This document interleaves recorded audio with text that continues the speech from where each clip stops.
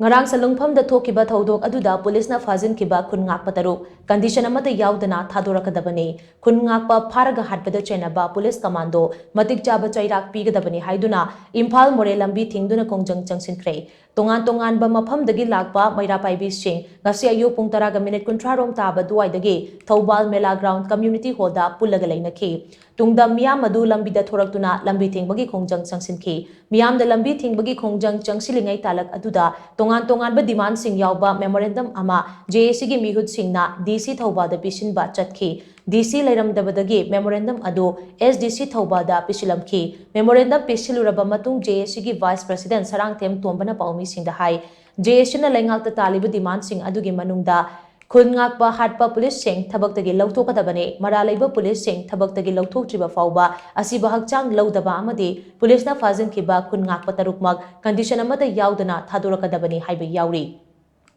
Laingakta taliba demand sing asi pung 10 gi manungda thabakto onthoraktrabadi makhal makha kyagi khongjang changshinkhigani haina mahangna phongdoki ngasi nungthil pung 3:30 rom tarakba duaidasu masing yamlaba miyam ama Khun Ngakpa Hatpa police personal miyam da sinau haiba kholau kyaga loinana khongchat ama chatlaba matung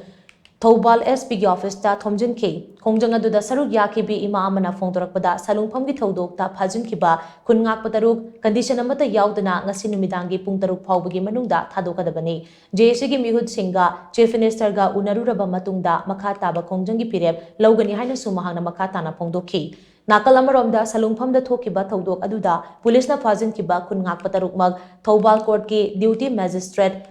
Nirasrinam gi Tingmairong da leiba mayumda puthoklaba matung tha asigi 12 fauba police custody da remand pikre haina pausina makhatari Zik leiriba khoina thamjariba JAC ki condition si karino harkanda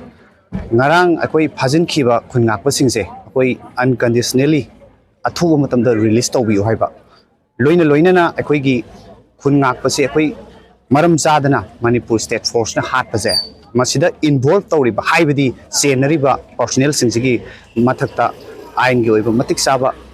haibadi thabaktagi terminate tawbiu haibase akoi JAC ki site gi akoi thamjari karigumba akoina thamjariba akoi maram kaya asida karigumba government na thabuk oina onthok piraktaba taragadi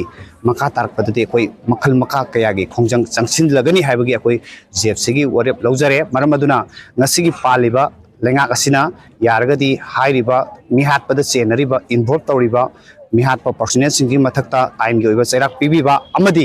phajinkhiba Khun Ngakpa tarukse unconditionally release tawbiba haibase akoi JAC gi site gi ngasigi paliba government gi mafam da akoi request tawje Salungpham gi Thoudokta akoi gi miyoi ama laikhidre taruk ama phakre lokapta leire sigi matang da akoi na ngasai ayuktagi agitation changjanduna ngarang dagi kholau pijarakpase lengak asida akoi gi JAC gi site gi unaba chatki adubu akoi khang mangamdraba mama singa akoi se tawhom khangaktadana akoi hojik commando complex ta leire maramdi akoi pung 3 kana thajakibani pung 3 sida akoi gi sa singje condition amata yaudana thadok pira ohajabani masida thadok piraktagadi akoi JAC gi laakanda tanaraga makha taba khongjang akoi leibak miyamda mung lauthokchagani haiba wafam ase akoi na thamjari maramdi akoi hojik phami ba ima singa se akoi gi sa singa se phangdriba akoi phammani haiba wafam madu akoi thamjari